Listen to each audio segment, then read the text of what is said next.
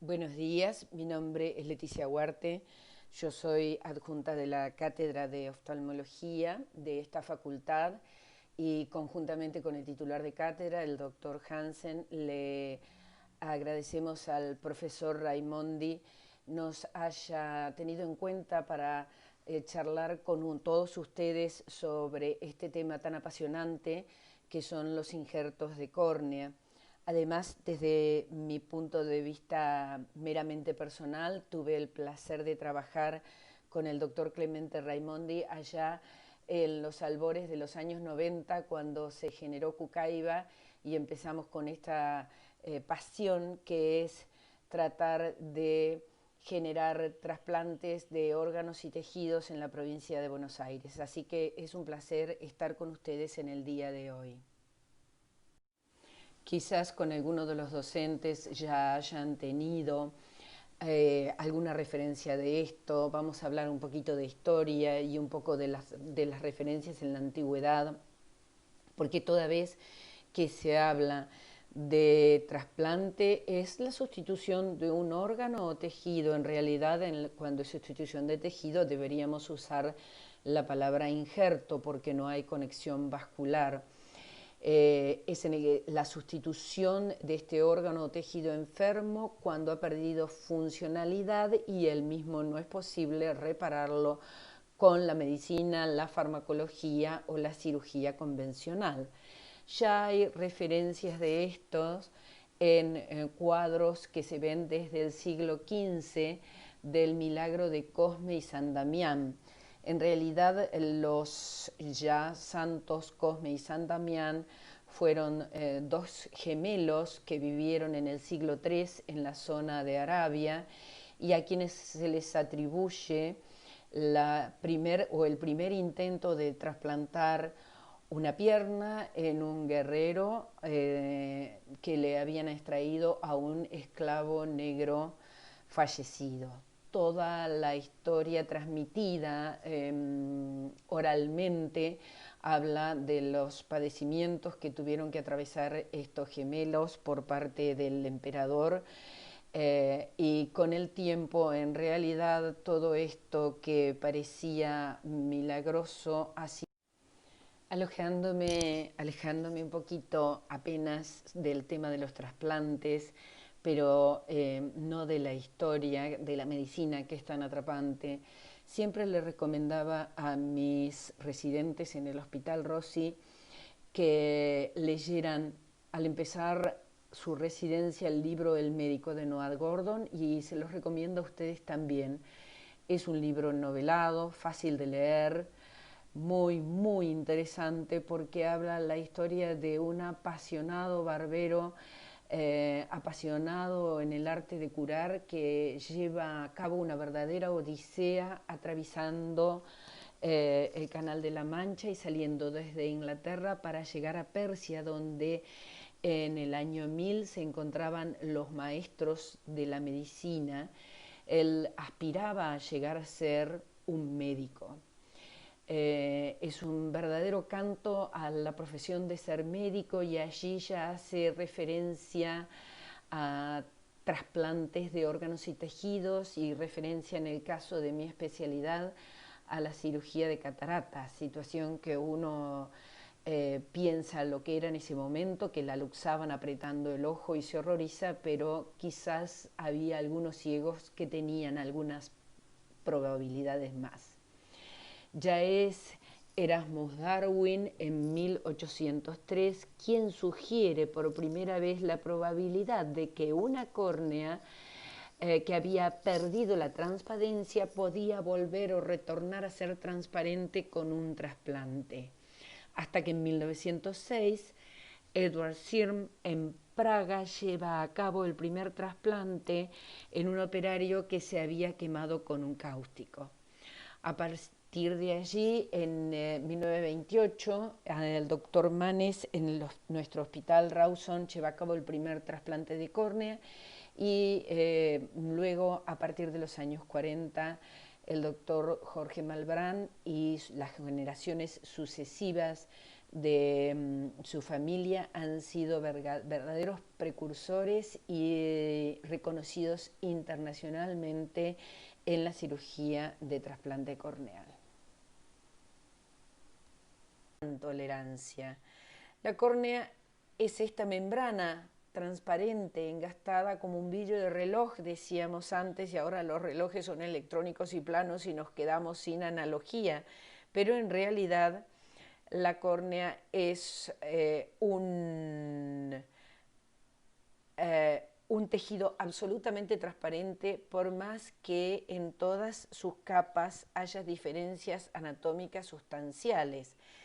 La capa del epitelio, que es la más externa en contacto con la lágrima, y la membrana de Bowman son aquellas capas que pueden restituirse ad integrum frente a un daño con recuperación de la transparencia. Pero cuando la progresión de la lesión, por ejemplo, un trauma, una herida, una quemadura por un cáustico o una lesión herpética, van más allá de la segunda capa, la membrana de Bowman, ya el estroma, la membrana de Descemet y el endotelio no tienen capacidad de recuperación. Y al perder la capacidad de recuperación se pierde también esta maravilla anatómica de la translucidez. Y ahí es donde entonces tenemos que llevar a cabo un trasplante de córnea. El trasplante de córnea en realidad debería ser nombrado como injerto de córnea porque al ser la córnea un tejido avascular, no hay conexión de vasos, pero bueno, la habitualidad es que hablemos de trasplante de córnea. Sin duda que el principal objetivo es reemplazar una córnea opaca y es la solución a las cegueras únicamente de causa corneal. Otro tipo de cegueras no tienen tratamiento con un injerto de córnea y es la córnea el único tejido del ojo capaz de ser trasplantado. La esclera, por lo contrario, también se usa así como material, como tejido de banco, pero solamente lo usamos en aquellos casos en que necesitamos un parche biológico, como por ejemplo un ojo perforado o una válvula para filtración de glaucoma. El injerto de córnea es un injerto que tiene muchas ventajas respecto a otros injertos, y uno de ellos es la avascularidad del tejido que injertamos. Cuando el injerto se hace sobre una patología que no ha desarrollado neovasos sobre la córnea, la probabilidad de que ese injerto sea exitoso es de más allá del 98%. Por ejemplo, los queratoconos, porcentaje que baja por debajo del 50% cuando el trasplante lo llevamos a cabo en una córnea que está llena de vasos porque había sido un quemado por un cáustico, por ejemplo. Así que cuando se pierde la vascularidad, se pierde este privilegio inmunitario del cual hablamos. El bajo potencial antigénico está dado justamente porque no hay presentación de antígenos a través de una córnea que no tiene vasos. Y por otra parte, y como una gran ventaja, es el hecho de que no necesitamos ningún proceso multiorgánico y tanto el cadáver en muerte encefálica como parada cardíaca son donantes potenciales. En el primer caso se lleva a cabo conjuntamente con la obtención del resto de los órganos y en el segundo caso se hacen, el de parada cardíaca, se hace únicamente teniendo el donante en paro cardíaco y habiendo transcurrido menos de 12 horas. Hay pocos trabajos que hablen de la totalidad de trasplantes que se llevan a cabo en todo el mundo, salvo este artículo que habla, publicado en la revista JAMA en el año 2016, que es una revista de oftalmología, y es un estudio y un trabajo de recolección de datos en los bancos de ojos del mundo respecto a la recolección de córneas y respecto a los trasplantes de córnea. Se realizan aproximadamente cerca de 200.000 trasplantes por año en los 116 países, o sea que en los países del mundo en casi todo se lleva a cabo el trasplante de córnea, pero la procuración solamente ocurre en 82 países, procurándose cerca de 284.000 córneas. La mitad de los trasplantes se llevan a cabo en Estados Unidos, India y Brasil. Son países de gran concentración poblacional, la India, Estados Unidos y Brasil, y no tenemos datos de China, que tiene una población similar a la India, ¿no? Y el 89% son realizados por con córneas procuradas en el mismo país donde se lleva a cabo, y hasta ese año el 90% de los trasplantes eran penetrantes. Hoy en día hay una tendencia global a realizar injertos de tipo lamelar, o sea que no incluyan la totalidad del tejido corneal, que tienen bastante tolerancia y permiten solamente el recambio de la capa de la córnea que se encuentra afectada. Esto es un cuadro de situación de nuestro país y este cuadro es actual. Fíjense, ustedes pueden ver claramente que hay muchas pacientes en lista de espera de órganos. La córnea está incluido dentro de los órganos, pero es un tejido, lo mismo que la esclera, que la utilizamos como parche, no es para trasplantar esclera, sino es un parche biológico. Y parecería mentira que hay 1.463 pacientes con por lo menos uno de sus ojos esperando para ser trasplantados. Si sumamos todas las córneas que se están esperando en el país, llegan casi a 2.000 pacientes.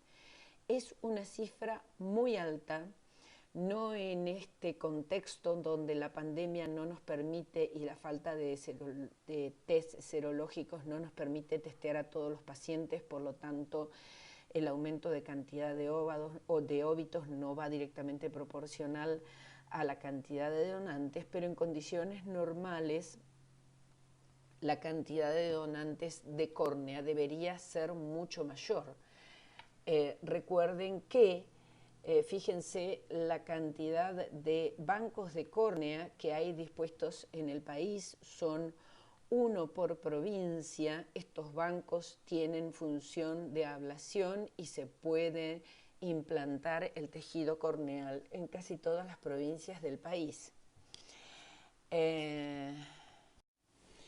Durante el mes de agosto del 2018 entró en vigencia la ley 27.447, que fue llamada Ley Justina, honrando a Justina, una nenita de 12 años que falleció esperando un trasplante cardíaco.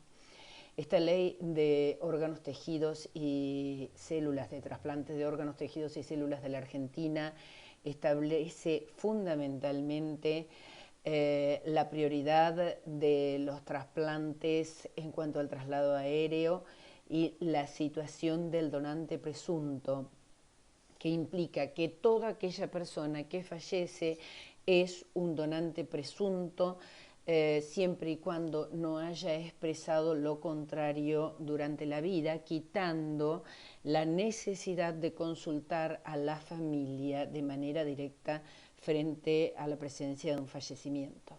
Además, habilita la creación de servicios de procuración, entes de asesoramiento, establece también el procedimiento de donación cruzada y facilita los procesos en donde intervenía los jueces de intervenciones judiciales que hacían tan complejos a veces los trasplantes en esta situación.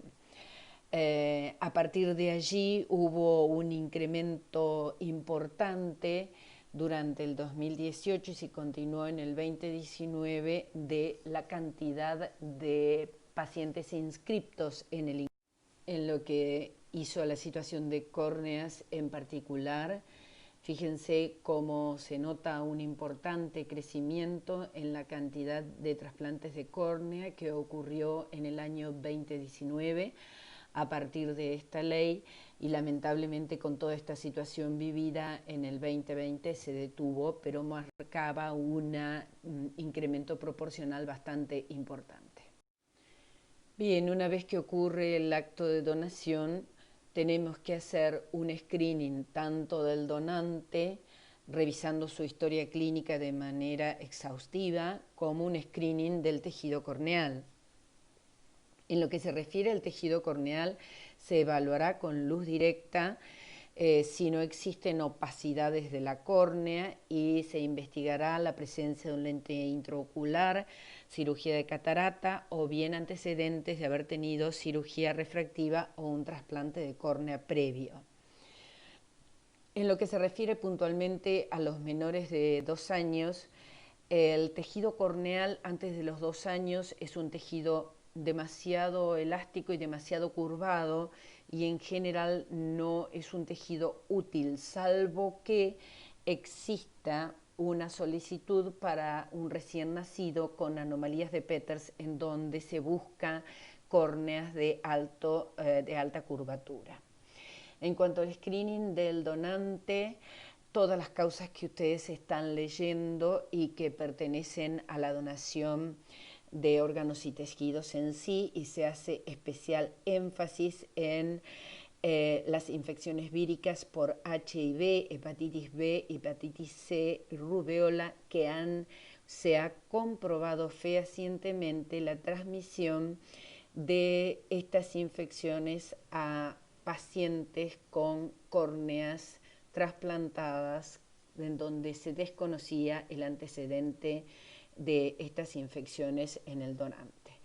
Como también la imposibilidad, obviamente surge de esto, de realizar un estudio serológico de este paciente. La obtención de córneas es en realidad en cualquiera de los procedimientos que se lleva a cabo. En proceso de donación multiorgánica de muerte encefálica, el donante en muerte encefálica es donante de órganos y tejidos. Pero el proceso de donación de tejidos no requiere más que un donante con parada cardíaca y un determinado tiempo transcurrido, en el cual en ese tiempo las córneas no se hayan opacado, haya habido un cuidado del cadáver. Cocaiba dispone de este tipo de información para los donantes de tejidos. Fíjense, todo paciente fallecido es potencial de un donante de tejidos. En la provincia de Buenos Aires hay 1.500 personas esperando un trasplante de córnea. La procuración de tejidos es la solución para esta problemática. Estamos hablando de tejidos, piel, válvulas cardíacas, huesos y córnea. Huesos entran hasta huesecillos del oído. En el caso de la córnea, aclara lo que veníamos conversando recién, es de 2 años en adelante descartar los inconvenientes serológicos y de cuidado del cadáver, que las córneas le permitan estar los ojos cerrados y la córnea no se haya desecado, y que sea óptimo dentro de las primeras 6 horas y máxima a las 12 horas de haber fallecido. De ahí es que es importante que todos estos sistemas estén funcionando rápidamente. ¿Qué ventajas tiene el injerto corneal respecto a otros injertos o trasplantes? Fundamentalmente el hecho de que no requiere antígeno de histocompatibilidad. El rango etario de los donantes es de más de 2 años hasta 75, pero no habría límite, porque ya vamos a ver el tipo de trasplante que se puede llevar a cabo, y a veces una córnea de un donante de 80 años puede ser utilizada. En casos excepcionales y en el caso de córneas rechazadas previamente o injertos rechazados previamente, se puede llegar a solicitar el abo del paciente. En general no internamos a los trasplantes de córnea y en general no se requiere llevar a cabo inmunosupresión posterior. Bien, entonces una vez empezado el proceso de donación de órganos y tejidos, si estamos participando en un proceso de donación multiorgánica, el último en trabajar es el oftalmólogo, donde tiene que llevar a cabo una enucleación limpia, de la misma manera que si tuviéramos que hacer una enucleación, es decir, quitar el ojo de manera completa, separándolo de los músculos en una situación de un tumor ocular. Esta enucleación debe ser absolutamente atraumática, porque todo el movimiento que se lleve en el ojo puede doblar o atriccionar la córnea, y de esas maniobras depende quizás el futuro de esa córnea en el receptor. Luego de sacar los globos oculares, de llevar a cabo la enucleación, se procede a poner un relleno con gasas, o si viene el conservante con prótesis que antes venían, poner algo que le dé volumen a la órbita y el familiar no detecte que existe una cavidad ahí anoftálmica, entonces se pegan los bordes de los párpados con la gotita. Después vamos a ver cómo se trasladan estos globos oculares. Así, enteros, es como deben llegar al banco de córneas, donde en el banco van a separar el globo ocular van a separar la córnea del globo ocular. El resto del globo ocular se manda a patología y la córnea se coloca en un medio de conservación como este que se ve acá. El medio de conservación tiene múltiples marcas y ahora vamos a verlo, y se estudia. Se le hace un estudio y se la clasifica de acuerdo a la cantidad de células que tiene por microscopía especular.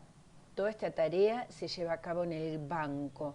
Se obtiene la cantidad de células y la calidad de las mismas a través de este conteo, y por último se le pone se le asigna una clasificación y comienza el proceso de distribución y entrega. El resto del globo ocular se va a patología, y además la esclera puede limpiarse, porque si bien no es un tejido que se trasplante, es un tejido que puede almacenarse por muchísimo tiempo, años, y es un excelente parche ocular, por ejemplo, frente a perforaciones. Inicialmente el traslado del globo ocular se hace así, en una cámara húmeda, el globo ocular envuelto en gasas con antibióticos, y una vez separada la córnea del globo ocular, se lo coloca en un medio de conservación que permite la conservación en una heladera en el banco por un periodo de aproximadamente 10 a 14 días. Esto es existen varias de las marcas. Uno de ellos es el Optisol, tiene condroicintil, sulfato, antibióticos, y tiene un color muy característico que es un rosado, que tiene una sensibilidad particular. Esa sensibilidad es lo que hace que si ocurre una infección de esa córnea dentro del frasco, el líquido que lo mantiene va a virar, va a cambiar de color, se va a tornar en un casi rojo intenso, y nos va a estar hablando de que esa córnea ya no es viable.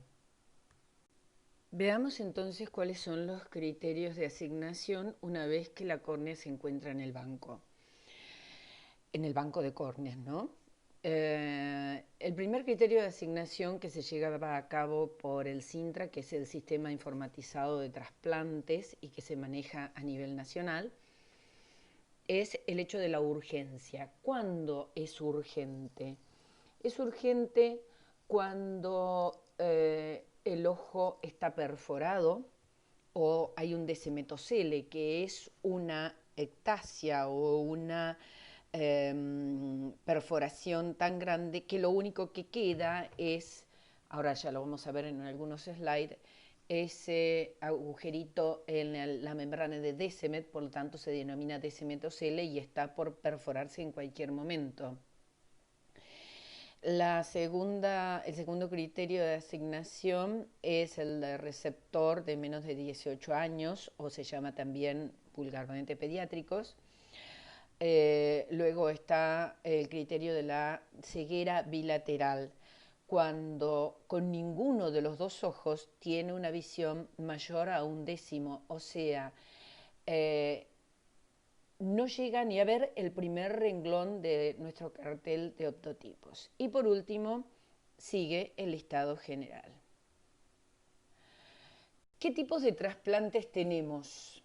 Existen 4 tipos de finalidades: óptico-visual, terapéutica, tectónica y cosmética. Obviamente que al tener falta de tejidos, la finalidad óptica, que es la de la recuperación visual, es la que más se lleva a cabo. Y quizás una de las patologías que se lleva a cabo con mayor frecuencia el trasplante es el queratocono, que es esta deformación ectásica de la córnea. La córnea se parece a un cono y no a un vidrio de reloj achatado. El queratoglobo lo es en forma de globo. Los leucomas son opacidades, tal cual pueden ver acá. Esto puede ser una opacidad por un herpes, por ejemplo. Distrofias corneales como las que están viendo acá, que son procesos hereditarios bilaterales, en donde hay familias enteras con esta enfermedad. Recuerdo una familia que teníamos en el Hospital Rossi, que habíamos logrado levantar los antecedentes de casi 4 generaciones y habíamos logrado trasplantar a individuos de 3 generaciones, o sea, abuelos, hijos y nietos, porque se había presentado de una forma en donde la penetrancia y la expresividad de la distrofia era muy importante. Y también las tesaurismosis o degeneraciones corneales. En este caso es una tesaurismosis por la ingesta de cloroquina. Cualquiera de ellas, al realizar el trasplante, el ojo va a recuperar visión. Cuando la finalidad del injerto es una finalidad tectónica, lo que se intenta en realidad es reparar la estructura. En la figura superior ustedes pueden ver que casi ni se ve dónde está la pupila, la perforación, la desaparición del tejido corneal producto de un absceso es tan grande que lo único que está manteniendo el contenido ocular es ese iris que ustedes ven asomar por la perforación. Entonces, en ese caso sabemos que vamos a reparar la arquitectura, pero la funcionalidad del ojo está comprometida. En la figura inferior quiero que tomen especial atención a la cantidad de vasos que se ven invadiendo desde el limbo la córnea. Ese es el típico descemetocele del cual habíamos hablado, que es un quiste de la membrana de Descemet. ¿Por qué quiste? Porque todas las otras capas de la córnea, las más superficiales, han desaparecido, se han desintegrado y queda únicamente la membrana de Descemet, que es muy elástica, resistiendo la presión del ojo. El descemetocele es esta ampolla de la membrana de Descemet que en general tiene una vida efímera y termina perforándose, por eso que son en realidad tanto la perforación como el descemetocele causas de solicitud de córnea en forma de urgencia. Acá también lo más probable es que la córnea cuando se trasplante tenga rechazo porque la presencia de semejante cantidad de vasos como tiene este ojo sean ya una vía de probable desarrollo de un rechazo corneal. En el caso de que la finalidad sea la finalidad terapéutica, sin duda es porque el resto de los tratamientos que se han aplicado en forma tópica, local y sistémica no han sido efectivos y el ojo está en peligro de perder la funcionalidad. Las infecciones por virus como el herpes, bacterias como la pseudomonas de hongos como el Fusarium o parasitológicas como la Cantameba son infecciones que de por sí producen una necrosis avanzada con casi una desintegración del tejido corneal, como ocurre en el caso de la pseudomona, que genera una proteólisis del tejido corneal muy rápidamente. En esas condiciones hay que proceder a generar un injerto de índole terapéutica. O también puede ocurrir, en algunos casos, como los vamos a ver, ante pérdidas de sustancias severas, como son las queratolisis por afecciones reumáticas, dentro de los cuales la artritis reumatoidea es la que con mayor frecuencia genera este tipo de patologías severas sobre el tejido corneal. Por último, la finalidad cosmética apunta a mejorar la visión de ese ojo, la estética del ojo. Pero si ustedes se imaginan que en nuestro país hay tanta carencia de córneas, utilizar una córnea simplemente para mejorar la estética del ojo sin lograr ningún tipo de funcionalidad es sin duda mal utilizar tejidos que no nos abundan, así que es prácticamente un objetivo que no se lleva a cabo. Bien, y entonces hicimos la solicitud al Sintra de la córnea, en este caso puntualmente era evidentemente una urgencia, ¿no es cierto? Ustedes pueden ver en el slide que casi no se ve la pupila, se dibuja allá arriba en el centro chiquitita, lo único que está sosteniendo todo es el iris, es un pedido de urgencia. Pero, o sea, tenemos al paciente en el hospital. Pero si por lo contrario no fuera una urgencia, tendríamos que llamar al potencial receptor, tener la posibilidad de realizarle estudios o que el paciente tenga los estudios actualizados a medida que sabemos que va avanzando en la lista de espera. Y una vez dentro de la institución se debe realizar serología para enfermedades transmisibles a través del trasplante, previo al trasplante, fundamentalmente hepatitis B, C y HIV, para cubrirnos por temas de índole legal. El paciente así dentro de la institución se lo prepara, elegimos el tipo de trasplante que vamos a llevar a cabo, medimos el diámetro de del tipo de medida de la córnea dadora y de la receptora y elegimos la técnica que vamos a usar, qué tipo de injerto vamos a llevar a cabo. Muy bien, recién clasificamos los injertos de acuerdo a la finalidad. Ahora veremos que hay otra manera también de clasificarlos, que es de acuerdo al tipo de trasplante y a la capa de la córnea que involucre. Así, el más común es el injerto penetrante, que involucra a las 5 capas corneales, desde el epitelio hasta la totalidad de la membrana de semen y endotelio también. Hay otras formas de injertos, como el de lamelar anterior, cuando la patología está solamente en las capas superiores, la opacidad, por ejemplo, o en el estroma también, y permiten dejar el endotelio, o el lamelar posterior, donde la patología está en el endotelio y ese es el que se termina injertando. Estos dos maneras, lamelar anterior y lamelar posterior, son injertos mucho más sofisticados que han surgido en los últimos tiempos y obviamente requieren de tecnología superior para su realización. Bien, ya en quirófano utilizamos instrumental, que en primera instancia ustedes van a ver estos que son el instrumental con el cual la córnea que está proveniente del banco llega a nuestro hospital y en quirófano se coloca sobre la superficie plana que ven en la foto superior, sobre esa especie de palanganita pequeña, y se le baja el botón que ven al lado, donde en el centro tiene un cuchillete que permite cortar la córnea que viene del banco enterita a la medida que nosotros deseamos.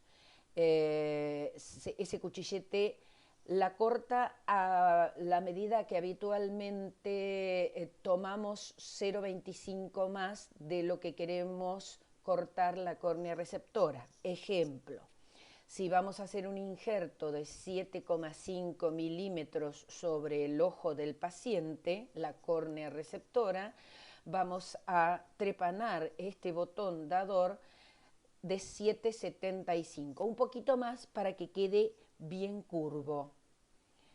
Las marcas disponibles en el mercado de punch y de trépano para trabajar sobre las córneas son Catena, Barron y Moria, son últimamente casi siempre trépanos de succión.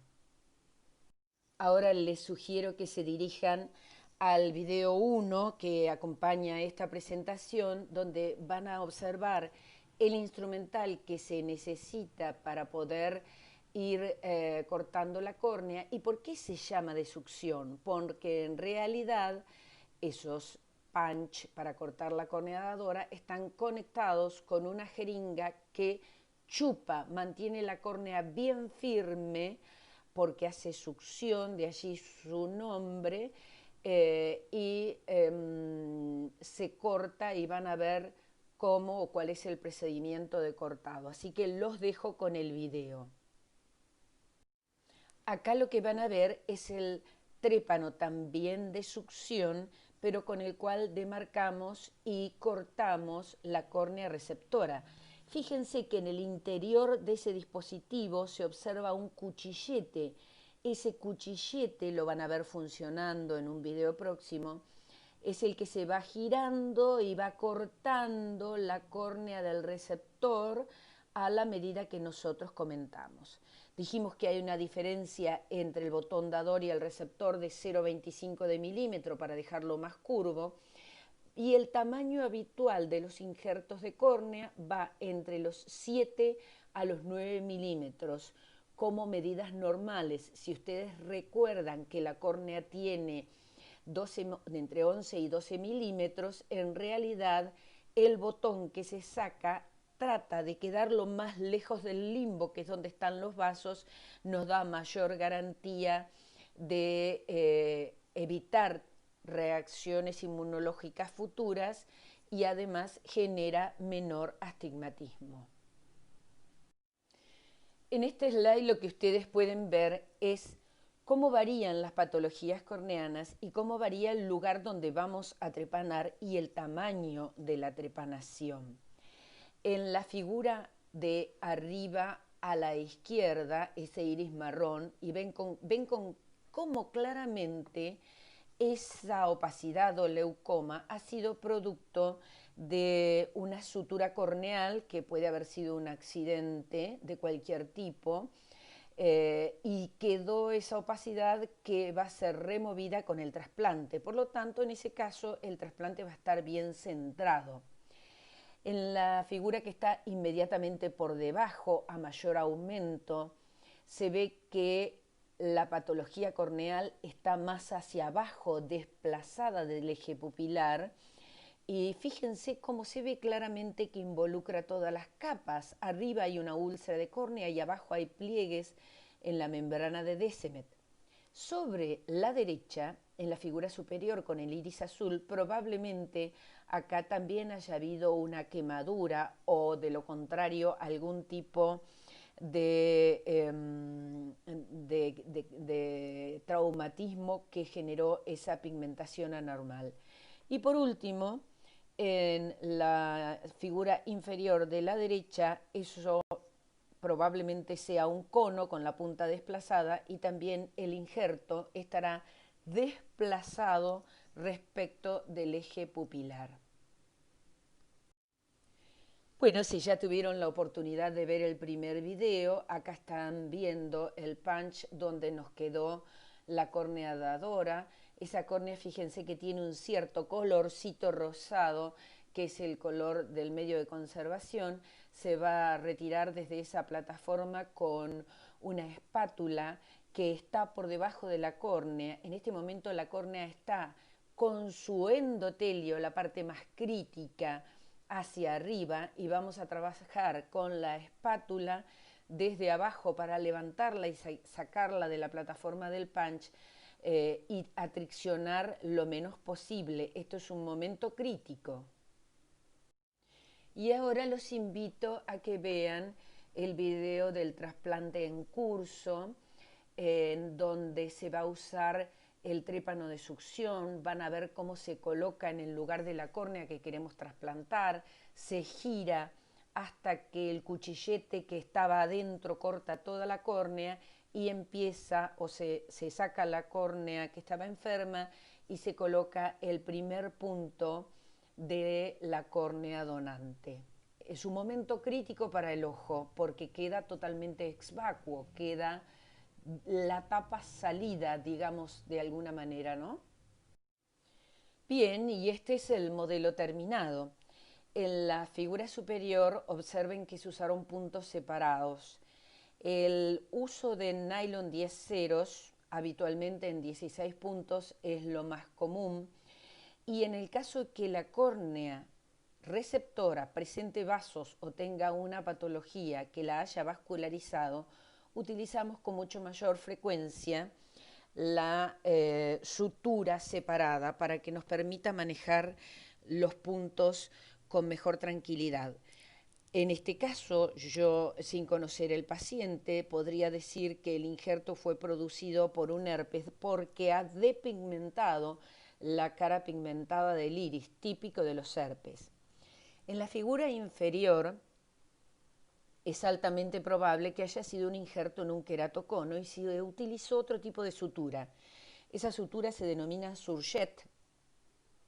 El surget es una sutura que va generando esta costura tipo dobladillo, a la cual se le colocan inicialmente 8 puntos cardinales que en esta figura inferior ya se han retirado. Tiene una gran tolerancia y tiene un excelente manejo del astigmatismo en estos casos, pero es para córneas sin vasos. Bien, una vez realizado el injerto, ¿qué puede fallar? Lo que puede ocurrir es que la córnea nunca se vuelve transparente, permanece siempre con edema desde el segundo día de la cirugía. El injerto corneal tarda un tiempo en recuperar transparencia. No nos olvidemos que la córnea esa estuvo en la heladera por 7 a 10 o 15 días. Hasta que vuelve a tomar temperatura y el endotelio vuelve a recuperar funcionalidad, hay un tiempo de cadencia. Pero hay situaciones como esta que se denomina falla endotelial primaria, en donde la córnea no recupera nunca la transparencia y eso puede deberse a traumas sobre el tejido donante durante el acto quirúrgico, por ejemplo, o durante la donación, que no haya habido un excelente cuidado del tejido, o que haya habido un mantenimiento del cadáver defectuoso, o que haya habido un conteo celular bajo, situación que el cirujano conoce actualmente antes de comenzar la cirugía. Y sin duda la situación más grave es el rechazo tardío, en donde sobreviene el intento de opacificación. Fíjense en los dos slides, tanto el de arriba como el de abajo. El de arriba tiene una flechita azul, el de abajo tiene una flechita negra. Marcan una línea. El nombre de esa línea es línea de Kodadouz y es una línea de avance del rechazo inmunológico. Los rechazos son más frecuentes, como ya lo hemos hablado en varias oportunidades en esta presentación, tienen mayor frecuencia en los lechos donde había o existía vascularización previa, o bien en reinjertos, y nunca se producen antes de las 3 semanas de injertado. El rechazo tiene tratamiento con medicación en corticoide tópicas subconjuntivales y excelentes inmunosupresores tópicos que hay actualmente en el mercado. para evitar el rechazo. En general, la mayoría de los pacientes permanecen casi de por vida con un corticoide, con una dosis muy suave, aunque sea de corticoide de superficie, por muchos años. Es una medida preventiva que ha tenido muy buena aceptación y que permite la viabilidad de las córneas por muchos años. Por lo que he tenido oportunidad de comentarles al principio, está muy claro que en nuestro país no debería haber pacientes con ceguera corneal y existen más de 2000 en lista de espera. Por lo tanto, hay mucho que trabajar en lo que es la posibilidad de aumentar la donación de órganos y tejidos, en lo que a mí como especialista en oftalmología me preocupa es la falta de córneas, pero esto es un problema global. Y para eso se necesita y se requiere de un amplio compromiso del sistema sanitario. El compromiso empieza fallando desde nuestros colegas para abajo, completos. Debería haber, además, coordinadores hospitalarios que permitan que cualquier fallecimiento que ocurra en el hospital pueda vehiculizar la movilización del equipo de procuración. Además, la estrategia de ubicación de donante y receptor, aunque parezca mentira del receptor, ha mejorado mucho con el sistema Sintra, pero falta mucho por lograr aún. Y además, evitar místicas, salir a difundir de manera clara, precisa, sin generar dudas de lo que es la donación de órganos y lo honroso y maravilloso de permitir dar vida y dar luz a los ojos de una persona después de que un ser querido haya muerto. En algún lugar leí que sin donante no hay trasplante, por lo tanto el camino todavía es muy sinuoso y está lleno de lugares donde se ve muy mal, pero no deja de ser apasionante. Y me gusta siempre hacer la analogía con nuestra maravillosa Cuesta del Obispo, que es la foto que les estoy presentando, porque una vez me tocó remontarla con esa niebla y sigue siendo hermosa pese a las dificultades. Así que también sigue siendo hermoso el acto de donación y el trabajar en trasplantes de órganos y tejidos pese a todas estas dificultades que hemos estado conversando. Y por último, quiero agradecerles a ustedes haber escuchado esta charla, haberme ayudado en la tarea de limpiar córneas y en la tarea de terminar con los ciegos corneales, patología que no debería existir en el mundo. Gracias, doctor Clemente Raimondi, y gracias a todos ustedes por escucharme.